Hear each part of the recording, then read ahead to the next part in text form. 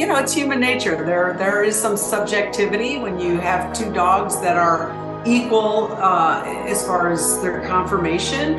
You can look at which one has a little more zhuzh, which one is giving it, who wants it more. Like there can be those fine things that can tip you over to one versus the other. So there is, we're all human, and sometimes there's a little bit of that, of course, in there. He's anti-Shih Tzu. I've always said it. Like that kind of stuff. Interesting.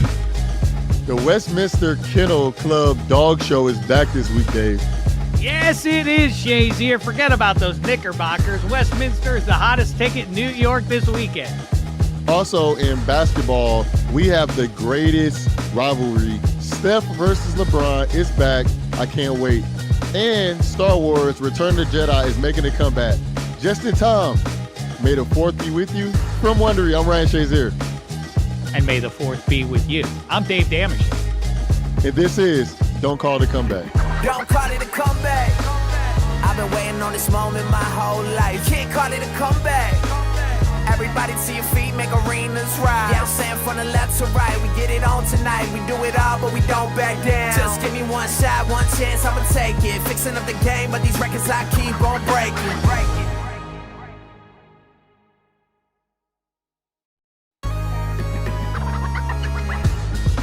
Hey, Shek, let's get into this dog show comeback. Fine, let's go way back to 1877 when the Westminster Kennel Club was founded in New York City. Since then, the Westminster Dog Show hasn't skipped a single year, persisting through wars, the Great Depression, the pandemic. It's the Pekingese. Hurrah Alfred and Chick's son finally win the grandest prize of dogdom, Best in Show at Westminster. What a thrill this must be. Best in Show at the 1960 Westminster. So the show rolls on for another year. I'm very honored to announce that at the 146th Annual Westminster Kennel Club Dog Show, the Best in Show winner is the Bloodhound. Now, point of clarification, this isn't just a cutest dogs competition. This is the Super Bowl of purebreds. She's the Westminster Kennel Club's Director of Communications, spokesperson, and the on-air analyst for its iconic New York Dog Show on Fox and FS1, Gail Bisher. Thanks for joining us today. Thank you so much for having me. I'm really excited to be here. 147th. I mean, this is history. Thank you so much, Gail. I'm really looking forward to talking to you about this. So I actually want to ask you a question because we might have a few audience members that are unfamiliar. So can you explain the competition and how it works at Westminster? Sure. Well, the primary competition is the dog show, which is what you see televised primarily, also agility. But the dog show is the biggie. That is the anchor of Westminster Week. And what is being judged there is the conformation of the dogs, conformation of the dogs. And so each dog, each breed has a written standard, and that written standard is based on what the breed was originally bred to do, whether it's herding, hunting, retrieving, whatever it is that they're originally bred to do. And so when the judges are examining them, and people may think it looks odd that they're getting such a detailed exam, but it's important, like the rib cage, for example. If it's a certain type of rib cage, it's going to be able to be a better swimmer, first, let's say, for example, or if it has a flatter rib cage, that may enhance its speed because it has to go over long distance and fast. And so all of the parts of the dogs are written in this standard. The judges study those standards. And so basically what they're doing is judging which dog in the ring most closely resembles the written standard. So it's not the beagle against the Afghan. It is the beagle more closely resemble the written ideal versus the Afghan hound, which is all based on the original purpose of that dog. Boy, that's interesting right out of the gate. And this show, as you know, is called Comeback. I am not going to bring back any of Fred Willard's jokes to you now. I'm sure you've heard them ad nauseum from Best in Show. Instead, let's talk about the judges and what goes into being that. What's the background of how you get to be one of these judges? Sure. Well, the American Kennel Club is the governing body of dog shows. So it's kind of like the NFL. And then there were all these dog clubs like the Westminster Kennel Club, which was the first member of the AKC. We're all members of AKC and we follow their rules and regulations. And so they're the ones that license judges and have the education, continuing education for all the judges and all the testing for judges. And so it takes a long time to get your judge's license and to keep adding on different breeds so that you could judge Best in Show Westminster, for example. It's really a lifetime commitment. By the time you get to that level, you've been in it a very long time and you're very well respected in the way that you judge and that you're following the rules and you're following the standards and you've built up a reputation for yourself, but also it just takes experience. It takes a lot of experience to get to the level of judging at Westminster. I have to ask, let me, what to follow up on that, Shazier, let me jump in. We've become consumed. We're all cynics now as sports fans. We don't like the referees, the officials, and everything else. Has there been a controversy like that guy voted for the Australian Shepherd because he loves Australian Shepherds more than other breeds? Does anything like that ever happen? Oh, all the time. That happens all the time. Right. Especially if you lost, right? Then something was up, right? There had to be some connection, right? There has to be something. But no, I mean, it's human nature. There is some subjectivity when you have two dogs that are equal as far as their conformation. You can look at which one has a little more zhuzh, which one is giving it, who wants it more. Like there can be those fine things that can tip you over to one versus the other. So there is, we're all human and sometimes there's a little bit of that, of course, in there. He's anti-Shih Tzu. I've always said it. Like that kind of stuff. Interesting. It's so funny. One of my good friends, he always told me, he was like, when something goes wrong, the first thing you do is look for somebody to blame. If you can't find nobody to blame, then something was wrong. So it's like, he's like, you never blame yourself. So the one thing that's still intriguing to me that a lot of people don't know is America's favorite dog. I don't know if it holds the title anymore, but America's favorite dog, the Golden Retriever, has never won.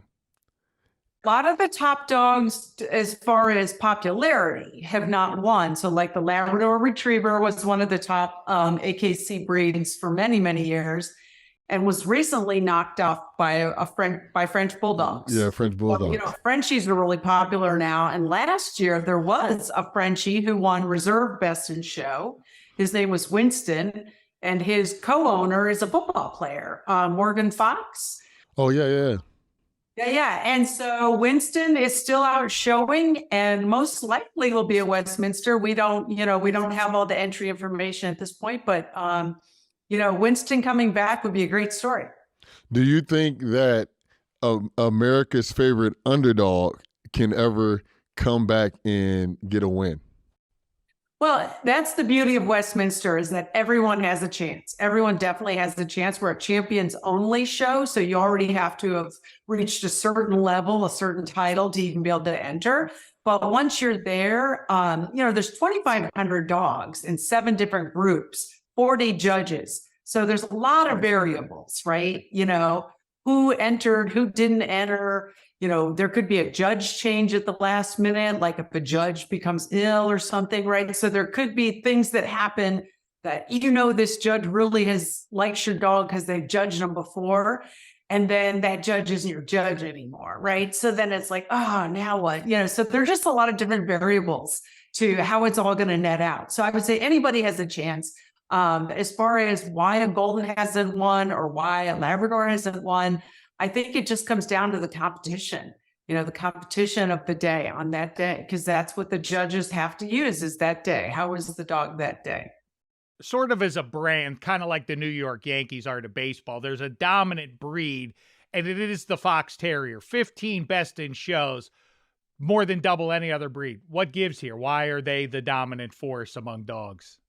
Yep. Well, the reason for that is history. So back in the 1800s, when Westminster first started, terriers were very common. They were one of the most common breeds in the Northeast, primarily because they're ratters. And so they vermin. They get rid of vermin. So they were very common in farms and even in the city. And so there were just a lot of terriers and not as many of the other breeds. There weren't as many hounds. There weren't as many sporting breeds. And so numbers wise, they just had the advantage at that point. And so they really built up their wins early on. Now, there have been a few more in more recent times that have won.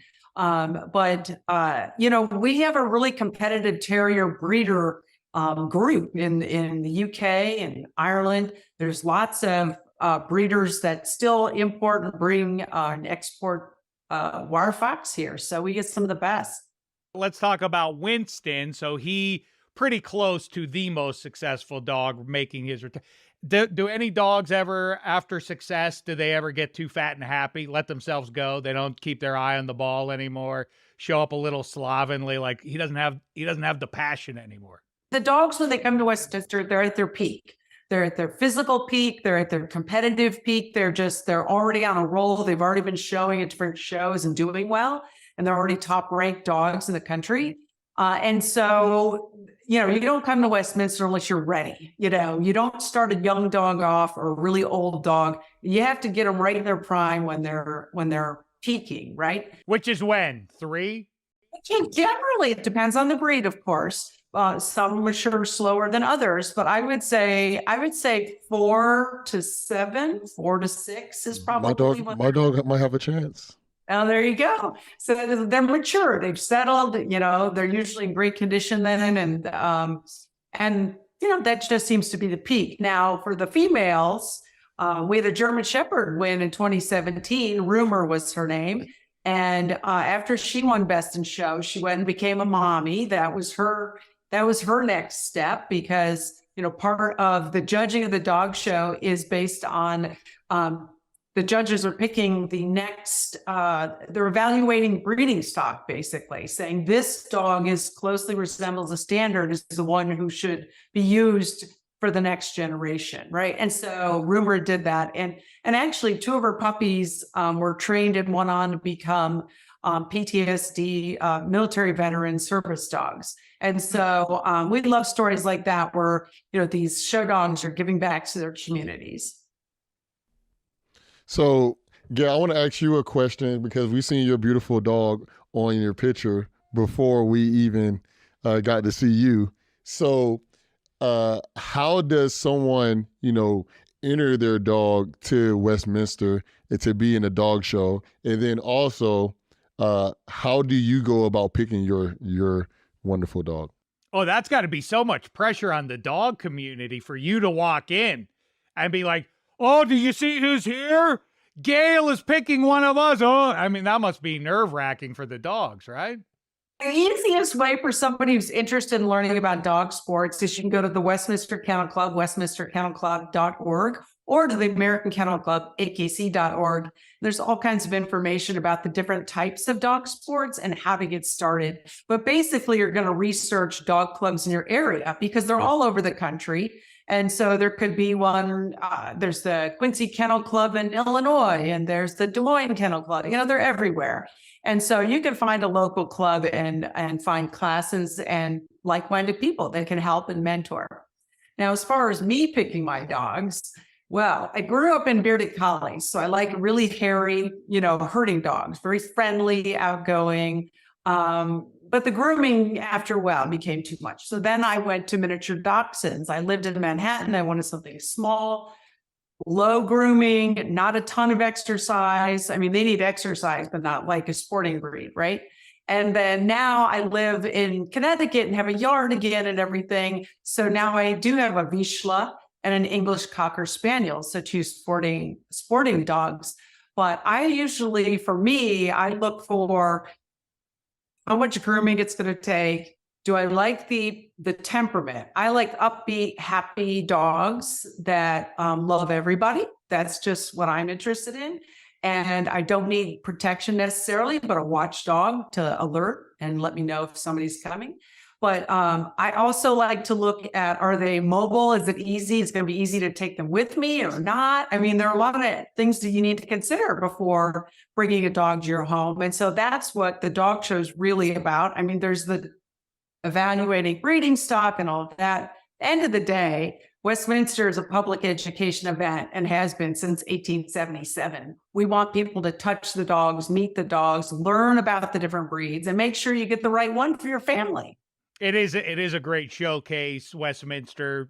I'm not telling you anything, but the nonprofit aspect in embracing dogs, literally and figuratively, is the best thing of all. But make me look smart here. Make Shazier look smart. Let's say he's hanging out with his pals watching this year's event. Who are we looking for to take home the gold? Best in show. Give us some insight. What breed should we be looking out for? Is there a particular dog we should be looking at to bring home the gold or the medal or the ribbon? Well, I would say any of the dogs that are number one in their group are ones that you should be watching. There's a terrier named Stash they're all top winning dogs. So, it's kind of hard to pick. There's Stash, the terrier. There's Winston, of course. There's an Afghan hound, beautiful Afghan hound coming. It's 2,500 dogs. Come on.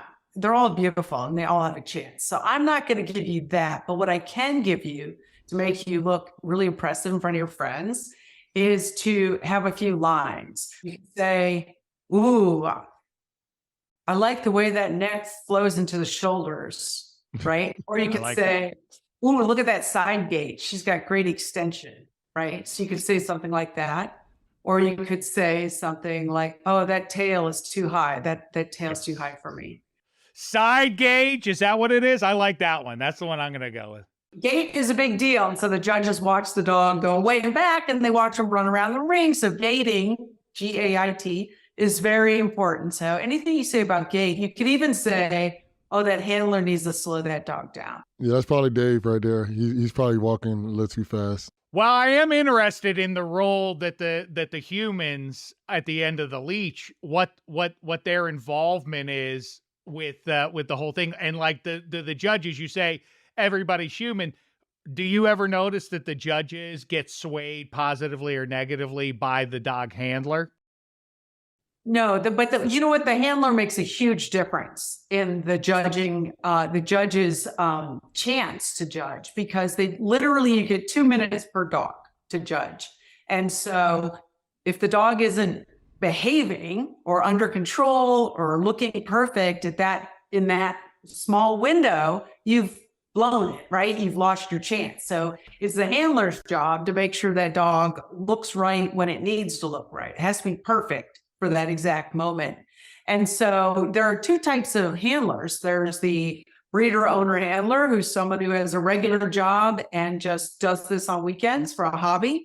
And then there are professional handlers that this is what they do for a living. And they go to shows every week and they're paid to do it. And so you see both in the ring at Westminster. We love both types of handlers. But the handler makes a huge difference, because if they're nervous, it goes right down the lead. It goes right down the lead and will affect the dog's behavior, because then the dog is thinking, well, you can feel it and you can smell, that dogs can smell if you're nervous, right? So they will feed off of your energy. So you have to be very calm, cool, and collected, and very confident in your animal and in your performance together. And so that just, believe it or not, you can make a dog believe in themselves. You really can. By the way you work with them, the way you touch them and manage them, you can build their confidence and make them think, yeah, I am incredible. You should look at me, right? So the handler has a huge influence on the dog in general, just because they are in control. Is there an equivalent of like this? Because I mentioned the ribbon or the trophy or whatever. I'm not familiar with what the physical award is. And like the Stanley Cup, if the players get to drink out of that, the dog couldn't pick up the cup. But is there a bowl of some sort that the dog gets to drink out of, and only the champion gets to drink out of as the award? Well, that's a good idea. We haven't incorporated that, but there are several trophies, but we have not incorporated that exact thing. But we do have a champion's lunch. So the best in show dog goes on maybe a tour, of course, the next day.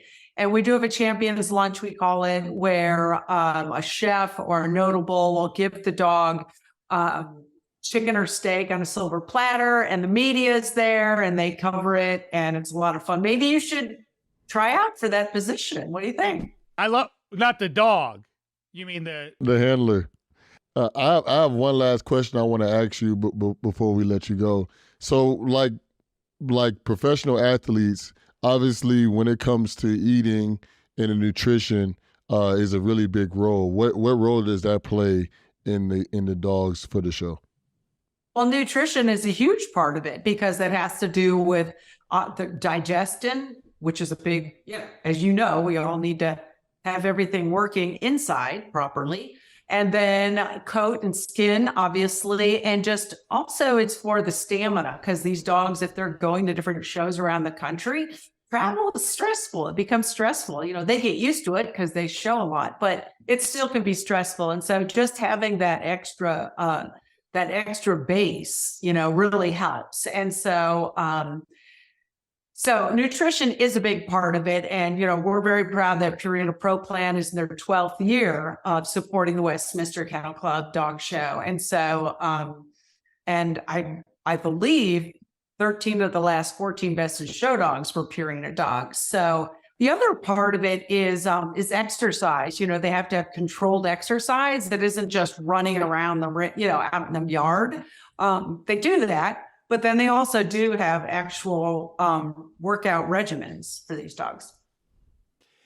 bottom line, Shazier, I think what she's saying, it's all avocado shakes and yoga beforehand. That's how you get to be right as an athlete. Awesome stuff. Really fascinating. Last thing I want to know is make sure the audience knows where and when will new fans be able to watch Westminster this year. So, of course, to watch Westminster, you have to tune in to Fox for the Masters Agility Championship. And then the dog shows on FS2 during the day and FS1 at night for the big ending, Best in Show. And all of the full schedule is on westminsterkennelclub.org.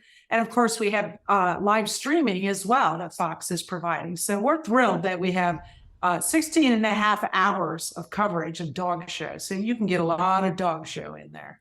Excellent, excellent stuff. Thanks so much for joining us. I'll say it again. You can watch Gail in the 147th Westminster Kennel Club Dog Show at the historic USTA Billie Jean King National Tennis Center in Queens from Saturday, May 6th to Tuesday, May 9th across Fox, FS1, FS2, and Fox Sports and Westminster Kennel Club digital platforms. Great stuff, Gail. Thanks for the time. We appreciate it. Can't wait to see who wins. I'm going to drop some of those lines you said.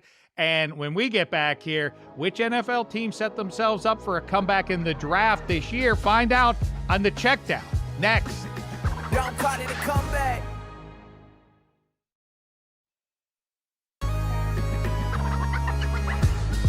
All right, time for some other comeback stories in the news we need to give a look at this week. This is the Checkdown.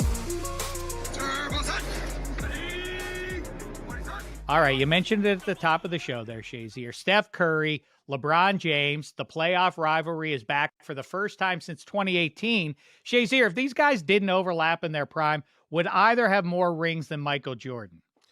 I definitely think LeBron would probably have more rings. I would say it's a little bit harder for Steph. And the reason I would say it's harder for Steph is because LeBron has been doing it for so long. Steph teams have been dynamic, and he's probably been on the greatest team ever assembled with Steph, Clay, Draymond, and Kevin Durant. That's probably one of the greatest teams just ever assembled. Even if you don't add Kevin Durant, just built from scratch, no trades, nothing like that, just built from scratch. But they're getting older, so you seeing how they're starting to. The time is kind of catching up to them. LeBron, he's been in the championship conversation since he's been a rookie. Obviously, he didn't win any championships at that early of an age, but since he's been such a young player, he's always been in the championship conversation. And LeBron has 4 championships right now. Am I correct? He has 4 championships right now. Is that right? And he ran into Steph, who also has 4 championships. And the 3 of those championships that Steph has, LeBron has met him in the finals. So I feel LeBron would have had a better shot because he's actually went to 9 straight finals. Unfortunately, he lost to Steph and Clay in that team 4 times out of that. But I still think, 3 times out of that, but I still think that LeBron would have more rings if it wasn't for our Mr. Light Skinned fella Stephen Curry and his squad. I think that's fair and good breakdown of how they would have reached more titles, respectively. I think the thing is what I love most in sports, underdogs are great, but the guy who had all the expectation before he ever played an NBA game was LeBron, and that he exceeded those expectations is pretty remarkable stuff. And we've diminished his career a little bit because of the way he announced he was going to Miami, not that he went to Miami. He got dinged for that, and I don't think we make a big enough deal about, as you say, the streak of finals appearances is remarkable. He dragged some remarkably bum rosters into the NBA finals. So I tip my hat to both these guys. Steph Curry now firmly in the top 10 all time. And who knows, maybe one or both isn't done winning some titles yet. Meantime, the NFL draft is an optimistic time for everyone. Did you hear? Everybody got a letter A grade if you look hard enough online to find one. I don't know what that says about society that we can't announce that somebody had a terrible draft. But either way, which franchise best set themselves up for a comeback this season in the draft, Shazier? Man, so if we're talking about comebacks and trying to build up through the draft, I would say that the Chicago Bears did a really good job with their draft. I thought they did a good job. I know I would like to be a homer, and I would like to say that the Pittsburgh Steelers, they had a great draft.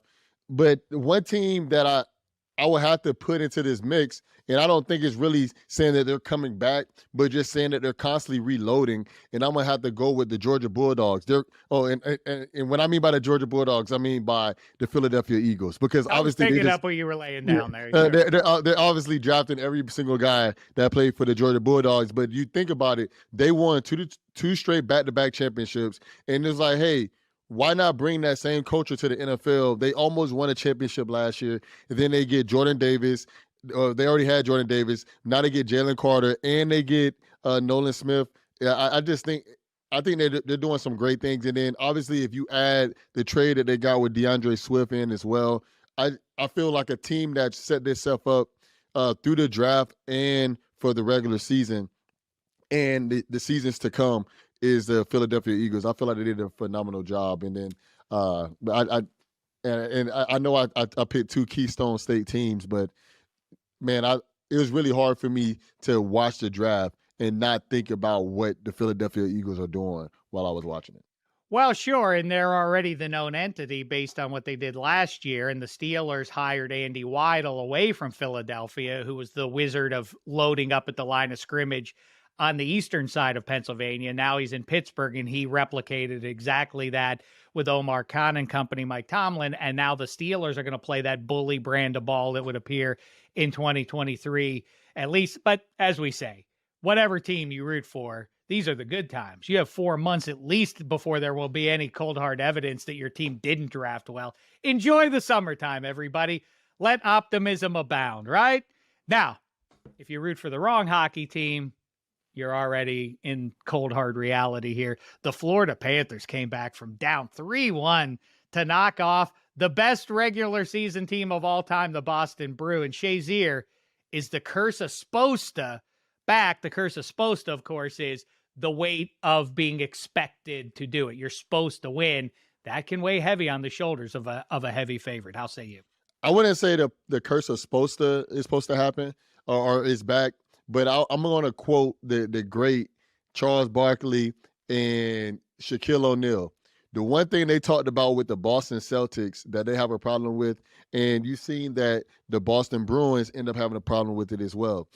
Everybody has good players. Every NFL team, every NHL team, every basketball team, they have good players. If you mess around and keep them in the mix, they're going to find a way to swoop in and steal a win. And then that's exactly what the Panthers did. They were down 3-1. They swooped in and got a win. And it's like, oh, we have hope. And once you have hope, when you're a grown man that's getting paid just like another grown man is, we don't give a damn about what you did in the regular season. It's about what you can do now. And the Florida Panthers showed them, man, hey, we're professionals too. We know how to win just like you know how to win. And they went out there. Boston was playing around. They kept them in the mix, and they gave the Panthers hope, and the Panthers exposed them. And, hey, what did Michael Jordan and them used to say? It don't mean a thing if you ain't got that ring. True enough. And if you're quoting great philosophers, Andy Dufresne, when he was in lockup, his big thing, like you just said, is hope. Now, Red did not believe in hope. I don't know what I'm supposed to do with my future, but what I've seen from these NBA playoffs and the NHL playoffs is, why am I ever going to watch a regular season of anything ever again? They clearly have no meaning. The players don't abide by it. You'll see what, from the Warriors to the Lakers to the Florida Panthers and so on, that it was irrelevant where you finished as long as you get into the mix. That's the big idea there. I don't know what Andy Dufresne has to do with it at this point, but I hear your noise there. Hey, Star Wars Return of the Jedi is making a comeback to theaters 40 years after it was first released. Shazier, you'll be unsurprised to learn I saw it at its first release. I also saw Star Wars in its first release when I was a wee lad. This episode, you mentioned it at the top, May 4th is when it comes out. How are you celebrating this Star Wars Day? So the day before Star Wars is my anniversary. So I'm spending time with my wonderful wife on the day before Star Wars Like Day. Queen Amidala and Anakin Skywalker, if you will. Yep. So the day before, I don't know if it's exactly like that, but hey, I'm gonna spend some time with my wife.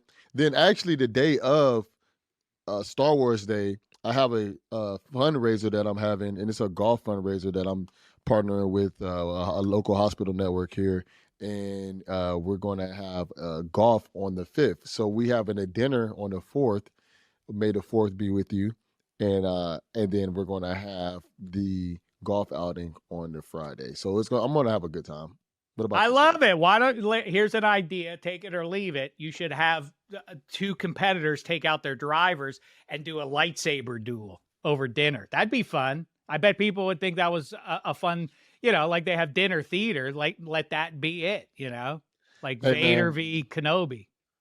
You can fly up and you can try. I'm gonna see how that work out. Okay. I'll meet you halfway. I'd love to do it. Yes. Happy 4th. Happy Star Wars Day to everybody. Happy anniversary to you, Ryan Shazier. And that's it for this episode of Don't Call It a Comeback. Make sure to follow, rate, and review the show on wherever you're listening. Hey, also check us out on YouTube on the Wondery channel. Hit the subscribe button so you don't miss any episodes. See you all next week. Don't call it a comeback. I've been waiting on this moment my whole life. Can't call it a comeback. Everybody to your feet, make arenas rise. Yeah, I'm saying from the left to right, we get it on tonight. We do it all, but we don't back down. Just give me one shot, one chance, I'ma take it. Fixing up the game, but these records I keep on breaking.